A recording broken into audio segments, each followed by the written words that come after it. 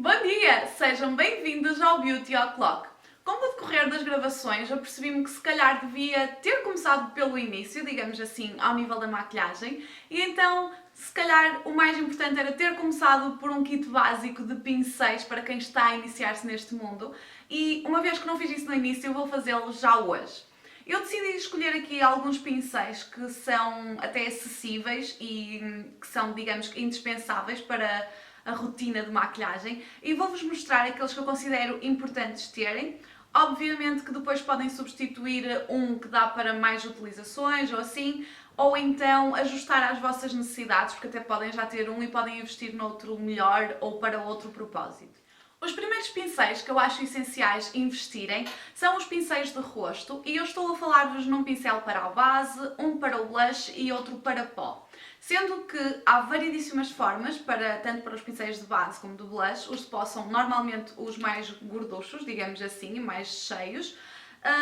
mas aqueles que podem suprimir ou então juntar as funções é o de blush ao de pó ou ao contrário. Sendo que, quando forem aplicar o blush com o pincel do pó, convém apertar um bocadinho porque a zona para aplicar blush é mais pequena e vão perder um bocadinho mais de tempo a aplicar pó com o pincel de blush porque ele é mais pequeno e então se for para aplicar no rosto todo perdem um bocadinho mais de tempo, mas dá perfeitamente para cumprirem a mesma função, digamos assim. Depois, passando para os pincéis de olhos, eu considero importante terem um pincel de esfumar, um pincel para aplicar a sombra e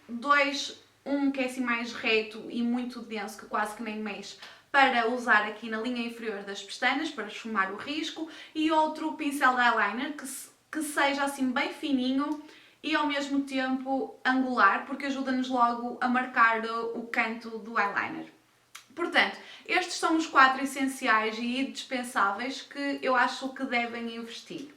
A nível de instrumentos, e que se calhar conseguem também substituir um ou outro pincel, é uma esponja para aplicar a base. Eu já tinha falado nesta da Kiko no meu blog, vocês podem ir lá ver para que é que eu a uso, porque ela é mesmo multifunções, porque dá para aplicar corretor, para aplicar a base e também é ótima para aplicar pó, seca, claro. E esta vem de Kiko e depois tenho também aqui uma borla que é ótima para levar na carteira, para retocar o pó durante o dia, porque se já tiver naqueles produtos que têm já uma divisão para o acessório, para espalhar, acaba por ser muito mais prático e não sujar a nossa carteira. Se tiverem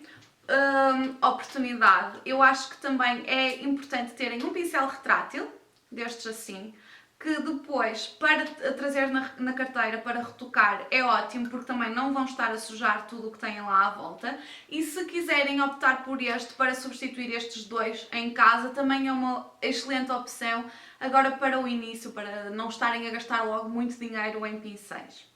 A nível de instrumentos que podem ser um bocadinho mais assustadores, talvez o Curvex seja aquele instrumento que muita gente tem medo de usar, mas que faz maravilhas na hora de revirar as nossas pestanas, antes da máscara de pestanas, porque